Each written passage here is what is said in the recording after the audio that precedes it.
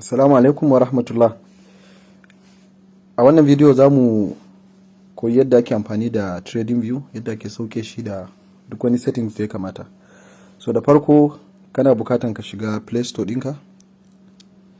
Idan ka shiga Play Store sai ka yi searching na Tradingview. So wajen open ɗin nan a naka zai zama download ko install. So da zaran ka yi installing ɗinka automatically zai kawo ka page ɗin shi wannan application ɗin. So kana zuwa nan wannan abun ga wannan cancel da ke sama ɗin nan kawai za ka yi cancel. So na farko wayannan abubuwa da kake gani, wannan watch list da su Apple, Tesla, Netflix da sauransu, wayannan duka abu ne, categories ne na kasuwa. Kaga akwai stocks, sannan akwai futures, sannan akwai forex, sannan akwai crypto. Kana da zaɓi biyu. Idan kana so ka yi deleting na wayannan abubuwan gaba ɗaya, su wayannan su Apple da sauransu, kana so za ka yi deleting ɗinsu, sai ka yi deleting, gashi nan ka yi deleting. Okay, so ba mu yi creating account ba, sorry. Za ka yi amfani da Google ko Facebook ko Twitter ko kaza, amma ni zan using na Google saboda shi ya fi sauki. So zan ɗauki ɗaya daga cikin accounts da nake da shi. Shikenan automatically kana yi zai kawo maka shi, ma'ana yanzu ka yi creating na account. Shi amfanin creating na account saboda ka iya saving na duk wani abu da ka yi, shine amfanin shi. Yanzu misali ɗazun ko da na yi deleting na wancan abun, in na sake dawa zan sake gani sa, amma in na yi saving, in na bude shi a cikin account ina, karkashin account ina, in na dawo yanzu kaga daga Tesla sai Netflix, in ka rufe ka sake dawa za ka kalli wannan guda biyu ne. Shine amfanin shi wannan creating na account din. So saboda ka rika saving na chart ɗinka da analysis ɗinka. So idan kana so zaka iya kyale su wayannan forex da futures da wani abu, baka da matsala. So kawai kai sai ka mai da hankalinka kan wajen crypto. Idan kuma baka so zaka rika long pressing, ma'ana ka matse kan abun sai ka rike, sai ka yi clicking delete, sai ka yi deleting, sannan ka sake dinnan nan ka rike shi na dan second ɗaya ko biyu, sai ka sake deleting. Haka zaka bi har sai ka share abun gabaki ɗayan su. Abu na gaba shine ya zan yi na iya adin na chart da nake so na yi analysis a kai. Misali ina son na yi analysis na theta, ma'ana THETA. In ka duba ta sama ta bangaren ka na dama wajen inda alaman battery yake, zaka ga wani plus, sai kai clicking na wannan plus, sai ya tambaye ka me kake so ka yi searching, sai na sa THETA, ma'ana ina son na yi searching na theta. Daman kowane chart yana zuwa da peer din shi, dan uwansa. Akwai USDT, akwai BTC, akwai BUSD, akwai su perpetual. Zaka iya canzawa daga theta USDT ka sa theta BTC. Amma yawanci chart ɗinmu mun fi amfani da USDT, maganan gaskiya. Yawancin chart da muke amfani da su wajen shiga kasuwa dukansu USDT muke amfani da shi. So idan ka duba zaka ga yanzu an fitar maka da guda 13, sannan kowanne yana nuna maka the same coin, theta USDT. So wani lokaci wani coin din ya riga shiga wani exchange kafin ya zo wani exchange. Misali sai da aka daura shi akan KuCoin yayi wata 6 kafin aka daura shi a Binance. Kaga koda kuwa yana kan Binance, amma chart din KuCoin zai fi baka cikakken bayani akan chart din Binance. So anan sai kai amfani da chart din KuCoin a madadin Binance. So bayan ya maka ajin na shi coin din, gashi nan theta USDT, sai ka latsa kan sunan, automatically zai kawo maka chart ɗinka. Gashi nan ya fara maka bayani all together now, find kaza, sai ka sa got it. Maganan gaskiya idan kana so ka samu ka iya chart ɗinka, ka iya zana shi da kyau, dole sai ka juya screen ɗinka ya koma, ma'ana ka karkata shi. So in ina amfani da na wayan, zan zo nan wurin lock orientation, sai na yi clicking nashi, ta yadda idan na juya screen ɗin wayana haka zan ga abun ya fito sosai da sosai. Kaga gashi nan ya fito min sosai da sosai.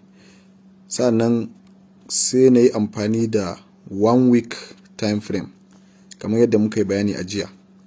So ga 1 week time frame ɗinmu. So abu na gaba bayan ka zana shi, abinda zaka fara lura da shi shine wajen sunan coin din nan gefen shi zaka ga time frame, lokaci, a wurin sai kai picking na 1 week. Sannan sai ka zo candlestick, sai kai picking na candles. A kiyaye kada a yi kakkan ba a ji a shiga wasu abubuwa, a yi activating na wasu abubuwa. Wannan guda biyun kacal ni na nuna. So mu takaita a nan for yanzu. Nan gaba idan ilimin mu ya karu za mu iya kunna wasu abubuwa. Kaga yanzu ba abun da na taba, yadda na kunna shi haka na fara aiki da shi. Ban taba wani abu ba. Abun da zan taba shine nan wurin da muka yi bayani jiya, wannan wurin gashi nan. Sai na ɗauki rectangle. Idan na ɗauki rectangle, dama muka ce support muke nema da resistance, especially akan weekly time frame, saboda a wurin ne manyan 'yan crypto whales na kasuwa suke shiga wannan kasuwa. Muka ce maximum point ɗinka ta sama shine is a resistance, sannan lowest point ɗinka ta ƙasa is a support. So bari mu fara zanawa. Muka ce zaka ɗauko wannan abun ka kawo shi zuwa setting highest point ɗinka. In ka kawo shi zuwa daidai wannan wurin, sai ka taɓa shi da hannunka da yatsanka, then sai ka ja shi da yatsa ɗaya. Ni ina amfani da wannan daga manuniya, wannan wanda yake ƙarshe ɗin nan, wannan babban yatsa, sai ka ja shi duk inda kake so in ka ga tsayin ya maka shi. Amma dai ka kula cewa kar ya zama shi wannan zanen kayi shi yayi tsawo kamar haka. A'a, in kai haka baka zana support ko resistance ba. An fi so ka zana shi ya zama dan daidai haka dai, tsiriri ba tsiriri sosai ba kuma ba mai faɗi sosai ba. So kaga yanzu wannan shine maximum point, mun samu resistance din mu. Sai mu sake komawa wancan wurin, sai mu sake ɗaukan rectangle, sai mu ƙara neman ina ne lowest point din mu akan chart. Wannan wurin shine lowest point din mu akan chart. Shi ma sai mu sake zana shi. Kaga in kai haka kana da levels ɗinka, ka samu levels ɗinka na support a ƙasa da resistance a sama. Next muka ce za mu iya duba ina ne obvious levels da kana gani a ido ka san cewa wannan level ɗin is support ko wannan level is resistance. Idan muka lura a nan wurin za mu ga cewa kasuwan ya zo ya kasa breaking ɗin wannan level. So kaga wannan level is automatically a resistance level, saboda kasuwa ya zo ya kasa wuce shi. So sai mu ɗauko rectangle namu, sai mu ɗaura shi a daidai wannan wurin.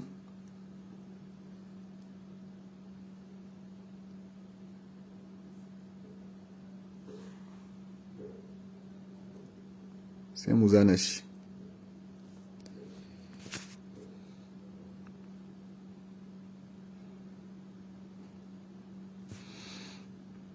Now, so idan kana so zaka sake dubawa, akwai wani level da kake ganin shi is obvious, saboda kokarin mu da wannan analysis din shine ba wai muna so mu yi trading nashi a karkashin 1 day ko 2 days ko 3 days ba. A'a, muna so mu shiga wannan coin mu kyale shi, mu samu babban target, akalla zai baka wata ɗaya wata biyu, wadda ba sai kullum kana kan shiga wannan kasuwan ba. So kaga kenan yanzu target din mu akan theta shine za mu iya rike shi daga nan har ya kai $7.5, ko kuma idan muna neman short term profit za mu iya neman short term profit around $5. That is somewhere around wannan level da nake zanawa. Amma za ka iya bari shi daga nan, in ya taso daga nan zai iya tasowa har ya iya taba wannan level din, har ya zo ya taba wannan level. Sannan idan ya taɓa wannan level, next level in kai cloning nashi zai iya zuwa ya taɓa next wannan candlestick din. So kaga all you need to do shine haƙuri. Kaga ba ruwanka da wani ya zama na cewa kullum kana kan chart ɗinka. Abinda zaka duba anan shine kasuwan yana kan support ne ko yana kan resistance. In yana kan support, kaga alaman kasuwa ta fara juyawa yanzu, kamar wannan kaga kasuwa ta fara juyawa, automatically zaka iya shigan wannan coin ka rike shi har ya kai $7.5. amma kaddara da zaka same shi yanzu yana somewhere around $6.9 ko $7, kaga yana dab da resistance kenan. Abunda zaka yi shine abu biyu. Na farko, ko ka jira ya gama breaking na wannan resistance ya maida wannan resistance ya zama support, ko kuma idan yadda ka ya fara dawa ka fara neman ina ne kananan support, sai ka fara siyan coin din kana adana shi, kana amfani da abun da ake cewa DCA. Shi kuma DCA shine raba kudin da kake so ka shiga coin. Maimakon ka dauki kudin gabaki daya a cure ka siya coin da shi, sai ka raba shi gida-gida. Sai ka ce to kowane sati ko wata zan rika siyan wani kaso, misali a ce a cikin 100,000 kowane sati ko wata daya zan rika siya na 20,000 ko 10,000.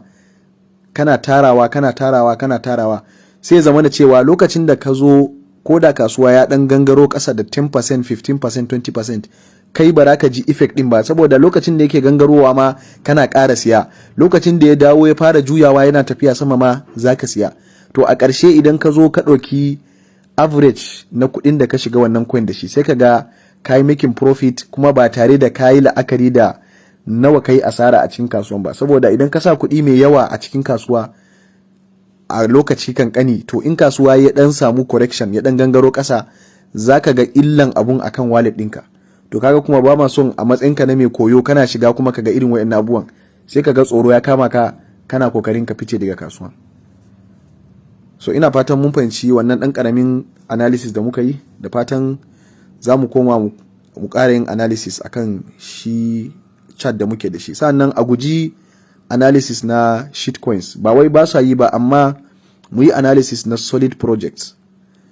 Idan muka koyi solid projects ya zauna a kanmu, za mu iya zuwa mu yi shitcoins. Amma idan ka je ka fara shitcoins yana da matukar wahala gaskiya analysis din shi. Amma ka ɗauki project mai kyau ka yi analysis din shi, su matic, su irin wannan projects dai da wanda ka san da su da trading kuma ana amfani da su sosai, to ka fara analysis din su kafin ka shiga wannan ƙananan coins da mutum ɗaya zai iya juya su. So assalamu alaikum warahmatullah.